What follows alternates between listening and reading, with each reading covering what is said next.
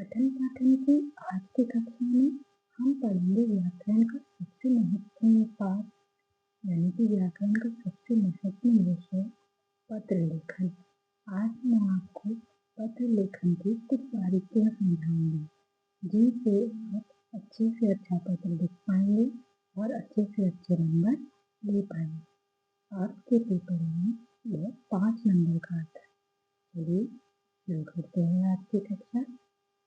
जैसा कि बच्चों आप जानते ही होंगे, छठी कक्षा से आपको सिखाया जाता है कि पत्र 2 प्रकार के होते हैं, औपचारिक, अनौपचारिक पत्र। ये तो आप अच्छी तरह जानते हैं कि जो औपचारिक पत्र है वो किसी अधिकारी को, जैसे कि अपने प्रधानाचार्य को, संपादक को, किसी विभाग के अधिकारी को लिखा जाता है। जबकि अनौपचारिक पत्र जो होता है वो उसमें सगे संबंधियों और रिश्तेदारों को लिखा जाता है। चलिए आगे बढ़ते हैं। जैसा कि आप देख रहे हैं, अनौपचारिक पत्र का प्रारूप मैंने यहाँ पर प्रस्तुत किया है कि किस प्रकार से ये लिखा जाता है। सबसे पहले आपको उल्टे हाथ की तरफ ही अपना पता, अपनी दिनांक और उनको संबोधन जिस भी तरह से करना। अगर आपका मित्र है तो प्रिय मित्र, जैसे यहाँ पे चाचा जी लिखा है, चाचा जी लिखा है, माता जी लिख सकते हो, पिताजी लिख सकते हो, जिसको आप पत्र लिख रहे हो फिर उसको आप संबोधित करोगे, फिर उसके नीचे उन्हें प्रणाम करोगे। फिर इसमें आपको औपचारिक पत्र की तरह कोई विषय नहीं लिखना पड़ता। इतना लिखने के बाद आपको अपना पत्र प्रारंभ कर देना पड़ता है। अपनी कुशल मंगल देकर फिर उनकी कुशल मंगल पूछी जाती है और जो भी आपका पत्र का विषय वो आप लिखते हैं।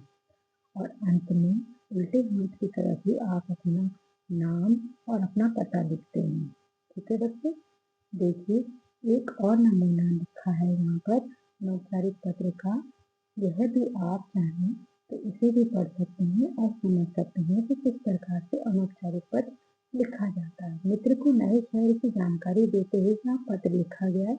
देखिए जैसे मैंने आपको समझाया है कि उल्टे हाथ की तरफ ही परीक्षा भवन, नई दिल्ली, दिनांक, प्रिय रागिनी, सप्रेम समस्त, फिर बीच में विषय और अंत में तुम्हारी सखी, जो भी आपका नाम है वो लिखा जाएगा। चलिए अब औपचारिक पत्र की तरफ बढ़ते हैं। औपचारिक पत्र का प्रारूप देख लीजिए। औपचारिक पत्र में भी इसी तरह से होता है। उल्टे हाथ की तरफ ही आप अपना पता और संबोधन लिखते हैं। सबसे पहले जैसे यहाँ लिखा है परीक्षा भवन, वाराणसी, यहाँ आप दिनांक डालोगे, फिर आप लिखोगे सेवा में। सेवा में आप उसको लिखोगे जिसको आपका पत्र लिख रहे हो, उनका नाम, उनका ओहदा, उनका पद आप लिखोगे। जैसे कि यहाँ पर लिखा है प्रधानाचार्य महोदय का विद्यालय। फिर उसके बाद में आपको विषय लिखना होता है कि आपने किस विषय के लिए पत्र लिखा है।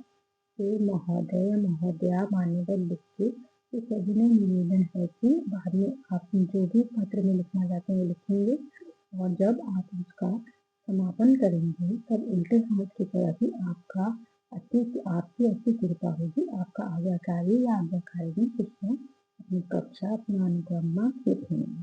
जैसे कि एक पत्र का नमूना ये दिया गया है कि विद्यालय के विज्ञापन प्रयोगशाला को अत्याधुनिक बनाने की आवश्यकता बताते हुए विद्यालय प्रधानाचार्य जी को पत्र लिखना है।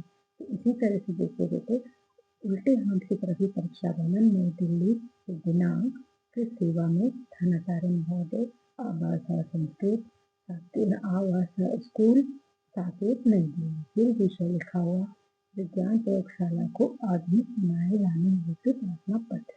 ये जो आप विषय लिखते हैं बेटा, वो आपको प्रश्न से ही मिल जाता है और विषय से 1 नंबर अलग से लेते हैं।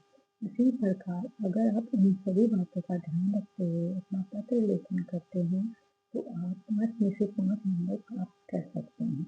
यह मैंने आपको 2 पत्रों के